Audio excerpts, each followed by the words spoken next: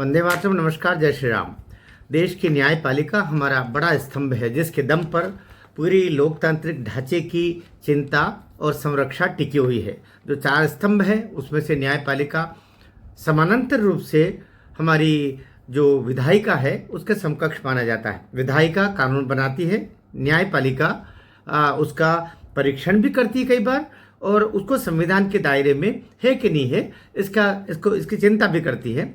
और कई दफ़े उसमें कुछ कमियां बेशियां होती है तो वापस वो विधायिका के पास भेजती है और उनका शुद्ध रूप वापस आता है। ये एक प्रक्रिया है हमारी। तो कार्यपालिका, विधायिका, न्यायपालिका, ये तीन बड़े स्तंभ है। यद्यपि हमारी जो मीडिया है उसको चौथा स्तंभ कहते हैं, लेकिन ये तीन स्तंभ हमारे बड़े हैं। न्यायपालिका पर सब कुछ छिका है। संविधान के तहत देश चले इसकी चिंता न्यायपालिका करती है और वहाँ पर कमियां रहती है तो उसको दुरुस्त करने का काम करती है। आज़ादी के 75 साल के बाद में कई सारे ऐसे प्रकरण आए जिनको लेकर के और न्यायपालिका भी कटघरे में खड़ी हो गई। न्यायपालिका का कटघरे में खड़े होना अपने आप में बड़ी बात है। तो न्यायपालिका कटघरे में खड़े जब होती है तब चिंता होती है समग्र लोकतांत्रिक परंपराओं को, और उसमें फिर ये देखना पड़ता है कि कहाँ पर क्या स्थितियां हैं, कहाँ पर खामियां रह गई है और कहाँ पर ठीक करना होगा।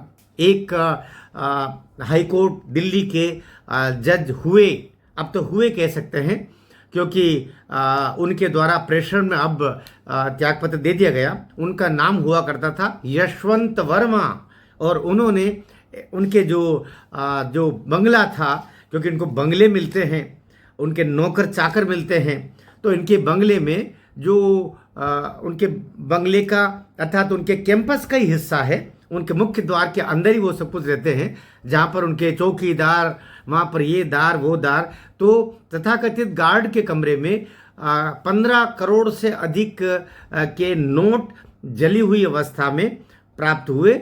जब पिछले साल मार्च की ये बात है, पिछले साल 14 मार्च के लगभग 14-15 मार्च 2025 के दरमियानी बात है, जब यह खबर आई कि जज साहब, हाई कोर्ट के जज साहब वर्मा जी के बंगले में आग लगी है और फायर ब्रिगेड गया। फायर ब्रिगेड ने वहाँ जाकर के और जब आग बुझाने चाहिए तो वहाँ तो नोटों के बंडल पड़े हुए थे, 1-1.5, 2-2 फीट बंडल ही बंडल भरे हुए थे, बोरे के बोरे भरे हुए थे, और कई जल गए। कहा तो ये भी जाता है कि कुछ जो ठीक से नहीं जले थे वे वापस इधर उधर हो गए। ये भी जांच का विषय है। अंतोगत्वा चूंकि मामला हाई प्रोफाइल था, जज के ऊपर कोई एफआईआर नहीं होती है, एफआईआर उनके द्वारा की भी नहीं कि हमारे यहाँ आग लगी, केवल सूचना गई थी। सूचना के तहत वो आए और फायर ब्रिगेड के लोगों ने फिर पंचनामा बनाया। पंचनामा में उन्होंने बताया कि तेते नोट ये सब जले हुई अवस्था। तब तक मीडिया तक भी कुछ छन के खबर गई, लेकिन वो 4-5 दिन तक उसको दबा के रखा गया। 20 मार्च 2025 तक, यानी लगभग एक सप्ताह तक तो उसको बाहर नहीं आने दिया बात को। लेकिन सच्चाई छुप नहीं सकती बनावट के उसूलों से, कि खुशबू आ नहीं सकती है कागज़ के फूलों से। तो वो कुल मिलाकर के बाहर बात निकली, और जब निकली तो यशवंत वर्मा जी फिर परेशान हो गए, क्योंकि उनके ऊपर फिर इंक्वायरी बैठी, और इंक्वायरी में फिर 28 मार्च 2025 के आसपास उनका स्थानांतरण सुप्रीम कोर्ट की जो कॉलेजियम की बेंच हुआ करती है ऐसे कामों को देखती, उसने एक कमेटी बना दी 3 जजेस की, जो उसकी देख रेख इसके पूरी जांच करें, और इनका स्थानांतरण वहाँ से उठा करके जहाँ से ये आए थे, अर्थात इलाहाबाद हाई कोर्ट में कर दिया गया। इलाहाबाद हाई कोर्ट से ये आए थे। ये अक्टूबर 2014 में इनको जब कहते हैं कि प्रदेश की सरकार जो होती है वो कहीं रिकमेंड करती है, तो उस समय इनकी समाजवादी पार्टी की सरकार और मुखिया हुआ करते थे अखिलेश यादव। अखिलेश यादव की ये सब पर्दे के पीछे होता है। सर, जो राज्य सरकारें रिकमेंड करती है हाई कोर्ट के लिए, तो हाई कोर्ट का पहले इनको सामान्य जज बनाया जाता है, अतिरिक्त जज बनाया। बाद में ये 2016 से इलाहाबाद हाई कोर्ट में ही नियमित जज हो गए। कालांतर में ये इनका स्थानांतरण हुआ दिल्ली हाई कोर्ट में। दिल्ली हाई कोर्ट में ये काम कर ही रहे थे, उसी दौरान नोटों के अंबार इनके घर पे मिल गए, बवंडर हुआ, और मार्च 2025 में 28 मार्च 29 मार्च को इनका स्थानांतरण वापस इलाहाबाद कर दिया गया। जब इलाहाबाद में इनका शिकायत के कारण से जब सुप्रीम कोर्ट ने ट्रांसफ़र किया तो इलाहाबाद हाई कोर्ट के सभी जो बार के एडवोकेट्स थे, अर्थात इलाहाबाद हाई कोर्ट के जो वकील लोग थे, उन्होंने हड़ताल कर दी थी कि ये जज हमारे यहाँ होना नहीं, भ्रष्टाचारियों के लिए हमारे यहाँ जगह नहीं, ये यहाँ पर कूड़ादान नहीं है कि जो वहाँ से फेंक के ऐसे भ्रष्टाचारियों को वापस आप यहाँ भेज रहे हो। वो कई दिनों तक वो हंगामा रहा, लेकिन उनकी सीमा थी। एक सीमा के बाद में इलाहाबाद हाई कोर्ट में गए, लेकिन वहाँ पर भी सुप्रीम कोर्ट के निर्देशानुसार इनको काम देने का मना है कि ये कोई निर्णय नहीं करेंगे, इनको कोई भी कार्य नहीं दिया जाएगा। इस तरीके से उपेक्षित तरीके से ये होता ही रहा। इस दौरान इधर फिर जांच हुई। जांच में जो फाइंडिंग्स थे 3 जजेस की जो सुप्रीम कोर्ट की निगरानी में बनी थी, उन्होंने भी अप्रत्यक्षता ही सही लेकिन दबी जुबान, फिर कहते हैं मुखर जुबान, वो रिपोर्ट के कुछ हिस्से मीडिया में भी आए और उनको दोषी पाया। वो लाख चाहे कहते रहे कि मैं तो उस दिन वहाँ था नहीं, मैं तो कहीं बाहर गया हुआ था, वो नोट मेरे थे नहीं, तो वो नोट 15 करोड़ से ज़्यादा की राशि उस गार्ड की थी जो वहाँ पर नौकरी करता था। तो किस तरीके से आंख में धूल झोंकना, असत्य बोलना, झूठ बोलना, अनैतिकता, जज की भूमिका में रहने वाले लोग भी इतनी गिरी हुई हरकत और फिर असत्य बोलने पर तुल जाना, तो क्या स्थिति रहती है। अभी उसके कारण से 140 से ज़्यादा लोकसभा के सांसदों ने इन पर महाभियोग लगा करके इनको हटाने के लिए पत्र दिया और उसके खिलाफ भी ये सुप्रीम कोर्ट गए। यशवंत वर्मा, मतलब देखो, अब ढीठता की भी सीमा होती है, ढीठता की सीमा होती है, और कोई होता तो डूब मरता। लेकिन उसके बाद भी सुप्रीम कोर्ट में गए, सुप्रीम कोर्ट में फिर याचिका गई, फिर वहाँ से सुप्रीम कोर्ट ने की तरफ से आया कि नहीं, महाभियोग इन पर लग सकता। महाभियोग के खिलाफ गए थे, महाभियोग मेरे खिलाफ नहीं लगना चाहिए। तो जब सुप्रीम कोर्ट से फिर वो अलो हुआ, तो अभी वो महाभियोग के लिए जो एक समिति बनती है, लोकसभा राज्यसभा के सदस्य मिल करके उसमें रहते हैं, जिसको लोकसभा के अध्यक्ष जी समिति में बनाते हैं, तो वो जांच करने वाली ही थी और यशवंत वर्मा को वहाँ बुलाने वाली थी कल। उससे पहले इन्होंने त्यागपत्र दे दिया। अब त्यागपत्र देने के 2 एस्पेक्ट होते हैं। नंबर 1 कि जब तक ये कुर्सी पर थे तब तक इनके खिलाफ एफआईआर नहीं हो सकती थी, तब तक उस सारे प्रकरण के खिलाफ भी एफआईआर नहीं हो सकती थी। आज तक जज साहब से किसी एजेंसी ने ये पूछने की कानूनन हिम्मत ही नहीं की कि ये नोट किसके थे, क्योंकि उनसे कोई सवाल कर ही नहीं सकता, हाईकोर्ट के जज थे।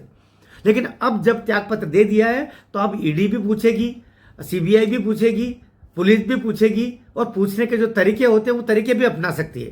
तो अब जा करके, लेकिन त्यागपत्र देकर के पहले भी 2 जजेस के साथ ऐसा हुआ। जब ये महाभियोग की स्थितियां बनी तो उन जजेस ने भी आखिरी सीमा में आकर के और ये लेते, क्योंकि महाभियोग के लिए फिर ये जब एक मत हो जाता है तो फिर त्यागपत्र के लिए भी हमारे महामहिम राष्ट्रपति जी के पास में, द्रौपदी मुर्मू जी के पास में अभी इनका आवेदन गया कि मेरा त्यागपत्र मंजूर किया जाए।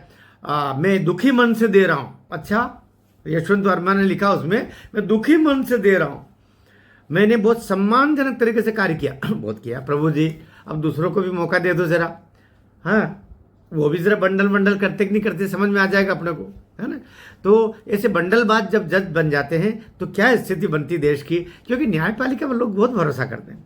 आज भी अंतिम उम्मीद वही रहती है। अभी जैसे यूजीसी जैसा प्रकरण आया, आखिर विधायिका से चूक भी हो सकती है, लेकिन उसको फिर हमारे सुप्रीम कोर्ट नहीं तो उस पर स्टे लगाया।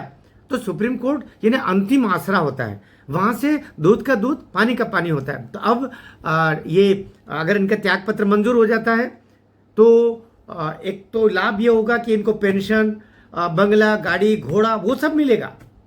लेकिन दूसरी स्थिति ये है, जिसकी भी जांच पेंडिंग होती है, कायदे से उसका त्यागपत्र मंजूर नहीं होता, और ऐसी अवस्था में राष्ट्रपति जी त्यागपत्र देने से, त्यागपत्र की मंजूरी के बिना उसको लौटा सकती है और ये इनको पेंडिंग भी डाल सकती है। ऐसी अवस्था में जब महाभियोग के दौरान इनको हटाया जाएगा तो न इनको पेंशन मिलेगी, न इनको बंगला मिलेगा, नौकर चाकर और वो जो प्रोटोकॉल होता है सेवानिवृत्त जज का, वो इनको कुछ भी प्राप्त नहीं होगा। तभी ये दोनों अवस्थाएं हैं। माननीय महामहिम जी हमारी देश के प्रथम नागरिक द्रौपदी मुर्मू जी के ऊपर निर्भर है कि वो ये स्वीकार करती है या नहीं करती है। अगर वो कर लेती है तो ऐसी अवस्था में इनको सारी सुविधाएं, पैसा कौड़ी ये सब बंगला गाड़ी घोड़े नौकर फिर मिल जाएगी और पेंशन भी मिलेगी, लेकिन वो स्वीकार नहीं करती है और इनको महाभियोग के द्वारा हटाया जाता है। यद्यपि दुर्भाग्य हमारा कि महाभियोग से अब तक आज़ादी के बाद एक भी हाई कोर्ट सुप्रीम कोर्ट के जज को नहीं हटाया जा सका, और केवल हाई कोर्ट सुप्रीम कोर्ट के जजेस को ही महाभियोग से हटाने का कानूनन तरीका है, बाकी को तो ऐसे ही हटा सकते हैं। लेकिन एक बार जो हाई कोर्ट का जज हो गया वो बहुत बड़ी संरक्षा में चला जाता है। तो इनके लिए है, पहले भी कभी ऐसा हुआ है जिसमें ऐसे लोगों को हटाने की बात आई है, तो उनको हटाने का कार्य पहले भी अंतिम सीमा पर जाने के बाद में वो लोग क्या करते हैं कि उसको त्यागपत्र दे देते हैं और त्यागपत्र दे करके फिर उससे वो बच जाया करते हैं। इसके संदर्भ में अब 57 वर्षीय जस्टिस वर्मा के संदर्भ में क्या होता है ये देखने वाली बात होगी। लेकिन भ्रष्टाचार, झूठ, अनैतिकता, ये सबको रखते हुए 1 साल हो गया, अभी भी वहां गए हुए भी उनको 1 साल, उनको 28 मार्च 2025 को भेजा था और 5 अप्रैल 2025 को उन्होंने इलाहाबाद हाई कोर्ट में ज्वाइन किया था। ये 5 अप्रैल 2026 वापस आ गया, 1 साल हो गया है, बिना काम के वेतन लेने का कार्य अभी भी चल रहा है। ये बड़ा दुखद है, बहुत दुखद है, शर्म करने वाली बात है। लेकिन अभी भी मोह नहीं छूट रहा है। क्या होता है वो वैधानिक प्रक्रिया के तहत होगा। राष्ट्रपति जी के पास में गेंद है, उनके पाले में वो क्या करती है वो देश उस अनुरूप कार्य करेगा। भारत माता की जय।